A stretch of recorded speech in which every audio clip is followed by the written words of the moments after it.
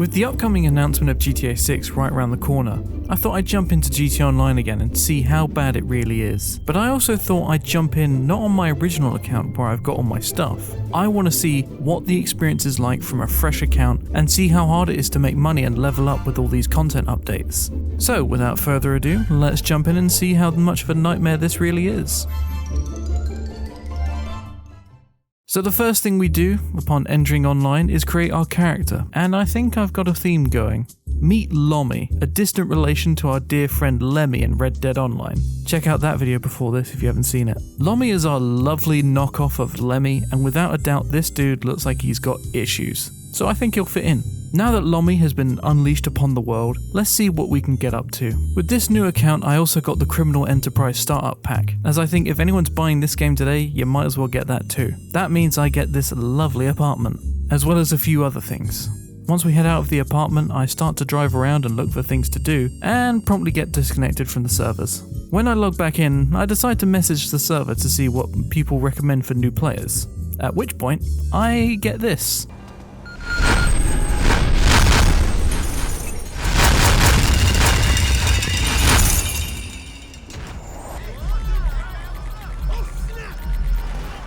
Realising that I didn't want to get banned, I desperately alt F4'd from the game.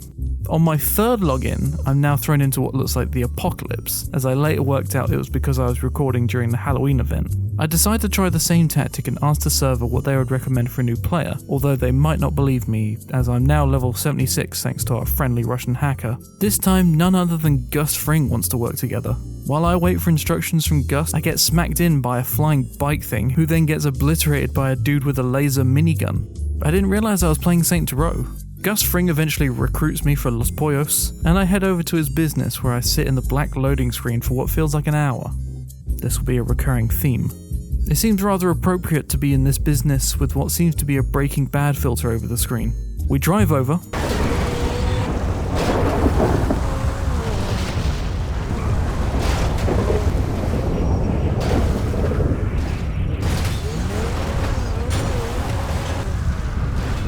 Apparently this guy's also Richard Hammond, and hop into some boats where we just drive around the coast, hitting drop points. It only takes 3 minutes and I make my first 28k. When we head over to Goss's copyright-free nightclub, in the club we're all just ravers, where we meet our other colleague, a rejected X-Man by the looks of it. This dude looks like he would try and milk cats.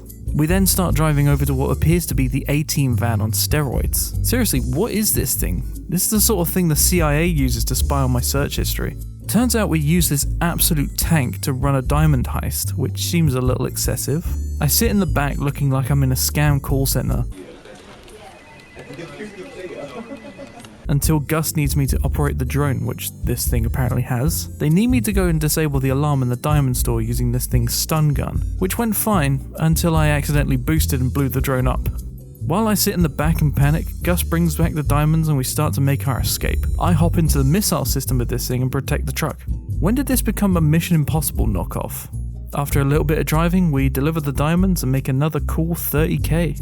While waiting for the next job, our favourite reject X-Man arrives in a DeLorean. A DeLorean that can fly. Okay, seriously, what is this? This is some of the goofiest shit I've ever seen. We fly over to our next job, and I drive the truck to the drop-off, another easy one. For my final job with these guys, we fly over to a bank where apparently Doc has equipped this thing for military use. This is GTA, right? I've not accidentally started playing an unreleased Saints Row. We pick up the gold, deliver it and make another 30k. I'll be honest, while doing this is easy to do if you've got the massive truck and flying DeLorean, it does get really boring. The next time I logged in, I decided to try something I used to do a lot back in the 360 version of this, and that was just racing. It made me some money and it was also kind of fun, so I quick joined a race to see what it was like. Now, while this race started off in complete chaos,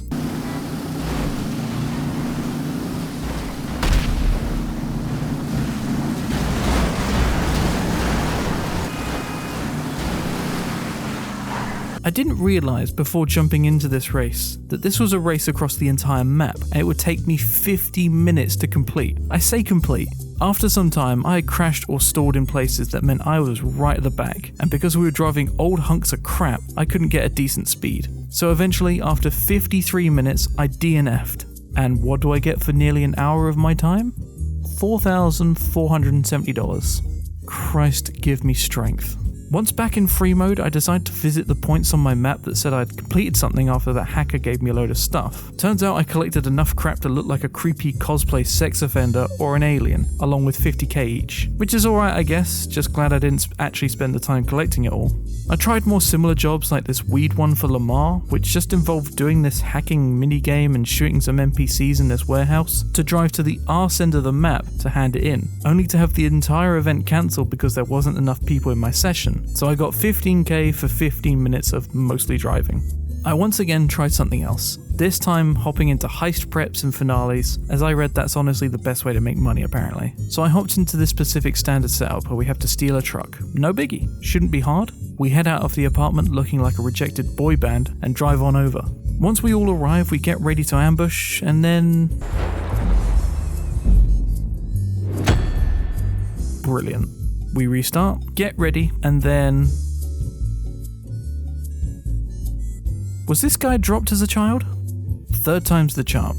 We actually managed to steal the truck this time, and we successfully drive it to the lockup. Rather easy when you don't blow the bloody thing up. Another 30k for what could have been a quick job. After this I jump into another heist, this time the finale for the prison break, and it actually goes pretty good. Everyone knew what they were doing and we rolled through it in about 25 minutes, netting me a nice 250k. The next heist was one I wasn't too familiar with, the KO Perico heist. Now this one had the potential to make me a lot of money, so I once again hopped into a group of randoms and we set off. We really jumped ahead in tech here for what should have been a simple criminal outfit. We've got scuba gear, plasma torches, kitted out rifles, oh, and a massive fuck off submarine. When did this game shift from being just a criminal robbing stores and banks to a knockoff Fast and Furious movie? Anyway, once we're in, we get spotted pretty early on, so we just run around the compound shooting the guards while we loot the buildings around us. Once we had enough loot, we started to make our escape. Outside, I thought we were progressing on foot or in one of these open-top jeeps, but it turns out we had a hacker with us, so he just spawned us a load of escape vehicles from his garage. Once we had these, it was dead simple to just drive over to the airstrip, fill up the rest of my bag, then fly on out. Another heist that only took 25 minutes or so, and what was the score? 826k. That is ridiculous. Even though I now had a chunk of change, I decided I might as well give one more heist a go, the Diamond Casino. Once again, I hopped into a random lobby, going for a reasonably stealthy approach. We hop out and then... I swear to God, some people just have no brains. Yeah, let me just deck this security guard in the face in full view of the security camera. So now we're going loud, and we fight our way through reception to get to the elevator. Once we're down here, we continue our fight, and then... So it seems we have another hacker in this one with explosive bullets, which get me killed. We restart, start the fight, where I get killed once again by the moron with explosive rounds. I instead just decide to hang back now and let him run off killing everything for us, to eventually get down to the vault. Two of our guys start drilling, and soon we're inside, where the heist leader disconnects, cancelling the heist. I'm thrown out of the lobby to a free roam where I'm instantly being blown up by yet another goddamn hacker, who gets banned in the lobby, which I found hilarious. I then try another lobby with the heist in progress, but all I get is either disconnected, kicked, or plunged into purgatory. I do eventually get another one, but in classic GTA fashion, I get stuck inside the freaking building, so my team has to off themselves in order to restart. Once we get to the casino the second time round, we die repeatedly because the guy hasn't done the preps to remove the guard's gear. Eventually we all just get booted out and another heist failed. At this stage I tried to get into another lobby, but it was just waiting and getting disconnected over and over and over again, so I just gave up.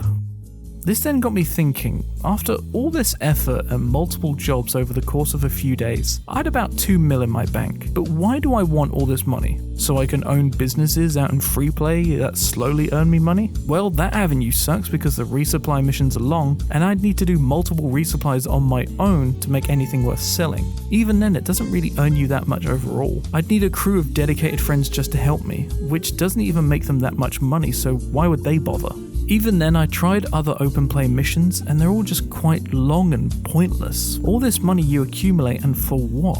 This game is busted and full of cheaters and hackers, so what's the point of putting all this effort in to make dribbles of money here and there? Sure, you might be able to buy a nice car to drive around in, but even then, some of the prices for this stuff is outright theft. Also, all this wacky stuff that they've added to the game really feels like it doesn't belong. All the military jets, submarines, cruise missiles, laser weapons, flying cars and bikes, tanks and all sorts of other stupid crap they shoveled in, it doesn't fit with what GTA was meant to be. This sort of stuff belongs in Saints Row, who purposely pushed their game in that weird direction to make it stand out from GTA. And its continued push into adding more and more stuff into GTA Online is what's pushing developers at Rockstar to leave. They want to innovate and create the next game, not sit around working on an online mode that's critically out of date. It's over 10 years old and it feels like it too. The constant disconnect from servers and jobs, the broken map, and the awful loading times all bog it down to a horrible mess when you play. I genuinely sat on a loading screen for over 8 minutes when I resupplied a business. How is that acceptable? I don't understand the design principle for Rockstar to push for increasingly wackier stuff in online, when instead they could have had a pretty good crime MMO style of game, where they could actually do stuff that's grounded in reality. I think that would have made a much more interesting game. I just hope that since Rockstar has taken on the devs from 5M and RedM, that we might see a more immersive and grounded roleplay mode that gives us a much better experience in GTA Online. It has serious potential when it's being worked on by a bigger dev team compared to how it is now, where, to be honest, while the roleplay elements are great, it's all a bit janky. And I'm sure if there's one thing people are gonna pull me up on in this video is, oh, you didn't play that much, or oh, you should have been playing with friends. Trust me, I know. The problem is that trying to convince a bunch of my friends to play this is just not possible, because they know it's so janky and old. And also, they've played it plenty back in the day. They don't want to go through the slog that it is today. And in terms of me playing more on my own, I just got sick of all the loading times, being kicked from lobbies and all the hackers that are everywhere. So all in all, if I were to sum up my experiences with GTA Online today, it would be that while I think it does have potential to be good fun if you have a set of mates who want to play it and make your own fun, if you're playing on your own, it sucks. Trying to wrangle a bunch of randoms into a cohesive group is a nightmare and will probably lead to you pulling your hair out. GTA Online in the next game has a lot to build on, but it's also got a long way to go for improvements. I just hope Rockstar can give us an entertaining online experience that doesn't rely heavily on microtransactions and actually makes it worth playing. But what do you think? Are you still enjoying GTA Online? What do you hope to see in the next installment? Thank you very much for watching, and I'll see you in the next one.